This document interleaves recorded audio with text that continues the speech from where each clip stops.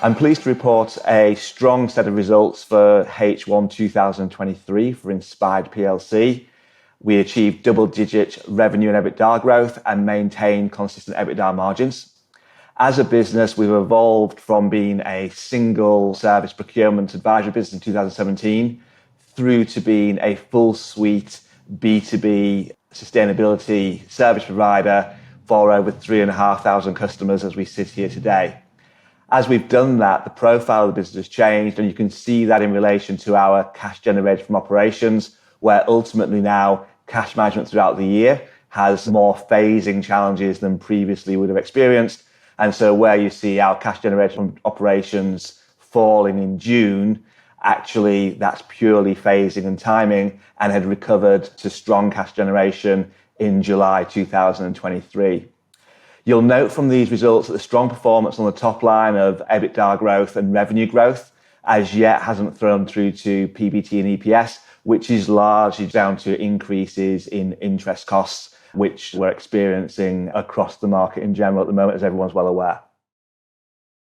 So if we break that now down into our divisional performance, where we have assurance services, which help people manage their energy costs, ESG services, which help businesses manage their ESG disclosures, optimization services, where we actually help those businesses remove carbon from the environment, and then software services, where our technology platform underpins all of our underlying service delivery.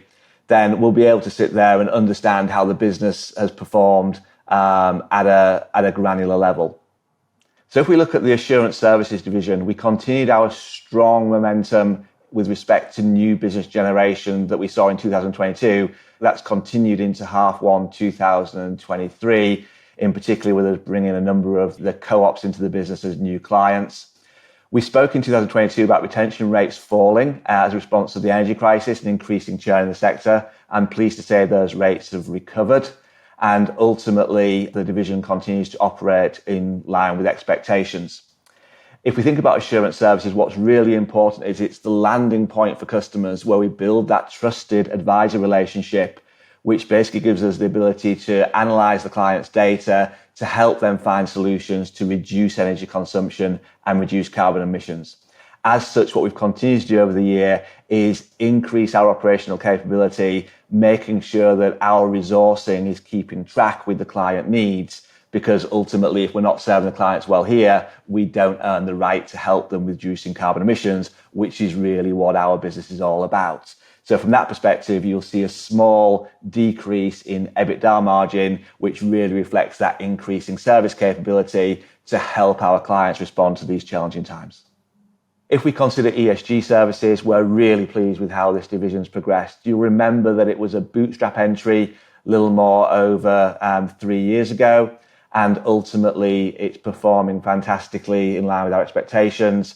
Compound annual revenue growth of 120% on a half-by-half basis. Still at the moment not contributing to EBITDA in the first half, but actually expected to make a positive EBITDA contribution by the end of the year. So assurance services and ESG services are where we gain our first interaction with a client. By providing those services well, we give ourselves the ability to build C-suite relationships with our customer base, obtain the data that we need to be able to understand their businesses intimately, to then suggest the projects that will help them actually reduce carbon emissions and reduce energy consumption. We're delighted with the performance of the Optimisation Services division, where we delivered 14% revenue growth and 68% EBITDA growth between H1 23 and H1 22.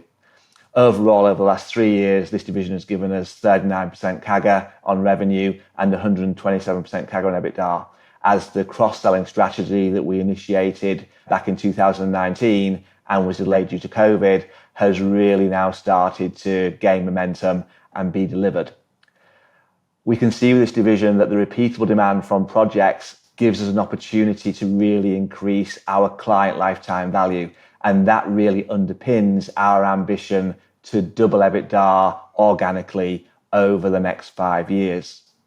When we're managing the Optimisation Services division, we have to all be cognizant that we can kind of keep building our pipelines, we can keep delivering great service, but there's elements that are not within our control. So ultimately, as we saw between June and July, you can have a shifting of projects due to client capital allocation decisions, which can impact the performance of the division when we observe it at a single point in time.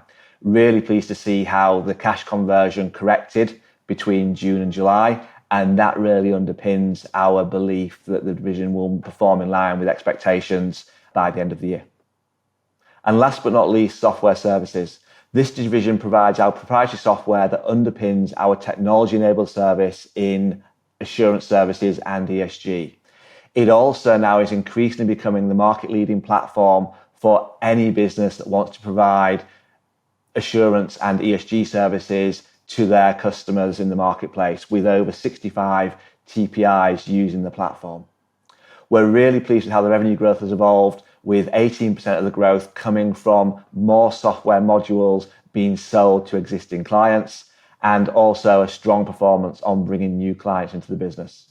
Providing 14% revenue CAGR over the last 3 years, half on half, and 5% EBITDA CAGR, we're really excited about how this business will carry momentum into H2 23 and into 24 and 25 beyond, as the platform continues to gain traction in the marketplace. So if you bring all that together from a group perspective, what you can see is the Inspired platform as a full suite sustainability service provider has delivered over the last 3 years 21% compound annual growth in revenue and 11% compound annual growth in adjusted EBITDA, which is something we're really pleased with in this kind of economic climate. To be delivering that double-digit organic performance is something that we're really proud of. And as you can see, we continue to evolve the business mix, which ultimately sees us accelerating Optimisation Services, which is really making a difference to our clients' carbon emissions and their energy costs, as a business that not only talks about making a difference to climate change, but actually helps our clients achieve it. So concluding with our outlook for FY23, full year performance is expected to be in line with management expectations, underpinned by the strong double-digit organic growth performance in H1 23, with H1 cash conversion phasing naturally correcting itself between June and July, giving us confidence that our ambition to deliver 80% cash conversion is highly achievable, but subject to timing differences. Our strong pipeline of optimization opportunities for H2 23 really underpins our expectation of being able to deliver that double-digit organic growth on a full year basis, and also supports our aspiration and ambition to double EBITDA over the next 5 years organically. So overall, fantastic set of results for the group on H1, and really looking forward to the momentum continuing into H2 2023.